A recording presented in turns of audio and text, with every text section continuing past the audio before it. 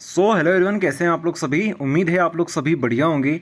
तो class 12th वालों, class 10th वालों, सभी लोग सुन लीजिए। हिंदी का जो पेपर रहेगा, आपको हिंदी के पेपर में एक चीज़ ध्यान रखनी है। क्लास 10th वाले तो ध्यान रखें कि आपके पास जितना भी अब समय बचा हुआ है, इसमें आप लोग क्या करें, इसमें आप लोग जो सेट पेपर आए हुए हैं, प्री बोर्ड के पेपर आए हुए हैं, साथ में सैम्पल पेपर आए हुए हैं, परीक्षा बोर्ड की जो आगे के सेट्स होते हैं, उनसे आप लोग डायरेक्ट प्रैक्टिस स्टार्ट करो। ओके। इसके अलावा क्लास 12th वालों, आप लोग क्या करिए, आप लोगों के पास अभी समय है तो आप लोग कम से कम एक कोई सा पेपर उठाओ, उसको 3 घंटे इस तरीके से सॉल्व करो जैसे आप लोग एग्जाम दे रहे हो। तो इससे आपको समझ में आ जाएगा कि आपका समय पूरा लग रहा है या नहीं लग रहा है, या फिर आपका कुछ पेपर छूट तो नहीं रहा है। ये बहुत ज़रूरी है। बहुत सारे बच्चे हिंदी का पेपर छोड़ के आ जाते हैं, उनका हो ही नहीं पाता टाइम पर। तो इसलिए आप लोग मॉक टेस्ट जरूर दीजिए। क्लास 12th वालों की बात कर रहे हैं। क्लास 10th वालों, आप लोग डायरेक्ट क्वेश्चन को करिए क्योंकि अब आपके पास समय नहीं है।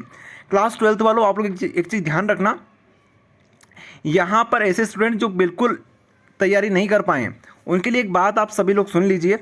आप लोग बिल्कुल टेंशन मत लो। यहाँ पे हमने एक पैटर्न आपको बता दिया है कि जो ऐसे आ रहे हैं, हमारे पास निबंध आ रहे हैं, निबंध में 4-5 ऐसे हैं जो बार बार रिपीट हो रहे हैं, 4-5 ऐसे हैं जो बार बार रिपीट हो रहे हैं। तो आप लोग उनमें से भी आप लोग कम से कम 3 ऐसे करके जाओ जो कि आपके बोल सकते हो कि आपको अच्छे से कंठस्थ होने चाहिए। तो 3 ऐसे आप लोग करके जाइए। कौन कौन से हो सकते हैं 3 ऐसे? तो आप लोग पर्यावरण वाला अच्छे से करके जाइएगा, अनुशासन वाला अच्छे से करके जाइएगा। एक और आप लोग कर सकते हो जो इजी आपके लिए हो सकता है, या तो पेड़ों वाला कर लो, पेड़ के ऊपर कर लो, वृक्षों वाला कर लो, या फिर आप लोग कर सकते हो खेल के ऊपर। ठीक है। तो ये 3 ऐसे 4 ऐसे जो बताएं आपको, इनको अच्छे से कर जाओ। बाकी और भी ऐसे हैं जिनकी आप लोग आउटलाइन करके चले जाना। जैसे हमारे पास इंटरनेट का हो गया, इंटरनेट की आउटलाइन कर जाना। आउटलाइन वाली पीडीएफ जो रहेगी, हम आपको डिस्क्रिप्शन में लिंक दे देंगे, वहाँ से कर लेना। क्लास 10th वालों, आप लोग भी उसको कर लेना।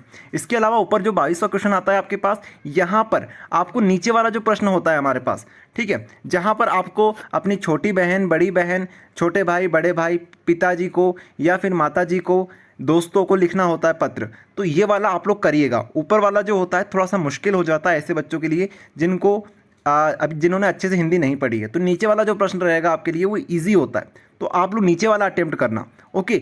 इसको लिखना आसान होता है।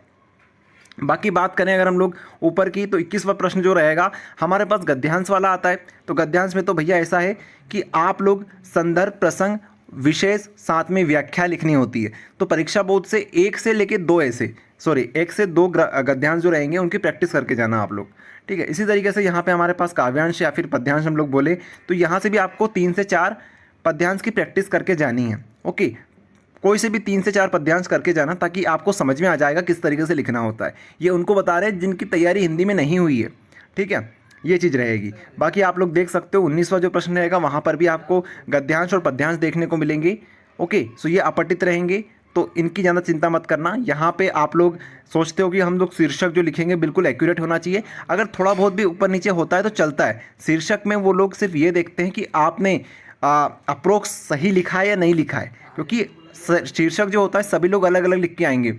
ओके। तो शीर्षक जो होता है, आपको एक्यूरेट लिखने की कोई ज़रूरत नहीं है। आपको ऐसा लिखना है जिसमें जो हमारे पास गद्यांश है उसमें सबसे ज़्यादा जिसके ऊपर चर्चा हुई है उसको आपको लिखना है। ठीक है, बिल्कुल ज़्यादा चिंता मत करना। तो ये चीज़ रहेगी। गद्यांश पद्यांश आपको बता दिए। गद्यांश पद्यांश पढ़ के जरूर जाइएगा आप लोग, परीक्षा बोर्ड में दे रखें। 3 से 4 प्रैक्टिस आप लोग कर लेंगे तो बहुत अच्छी बात है। उसके बाद अगर आप लोग 90% को टारगेट कर रहे हैं भैया, तो हमने आपके लिए एक कोर्स कंप्लीट बना रखा है क्लास 12th वालों के लिए। तो वहाँ से आप लोग अच्छे से पढ़ाई करिए। अगर आपके पास परीक्षा बोर्ड है तो परीक्षा बोर्ड से करिए। ठीक है। ये 3 नंबर के, 2 नंबर के जो प्रश्न रहेंगे ये वहाँ से आपके कंप्लीट हो जाएंगे। ओके। चलिए, तो ये बात थी, आप सभी को हमने बता दिया है। बाकी हमारे साथ जुड़े रहें, टेलीग्राम के साथ जुड़े रहें। बहुत सारा कंटेंट ऐसा होता है जो हम लोग वीडियो के माध्यम से नहीं बताते, डायरेक्ट टेलीग्राम पे पोस्ट कर देते हैं। तो आप लोग वहाँ से भी हमसे जुड़े रहें। चलिए, करते हैं वीडियो को एंड। Thank you everyone.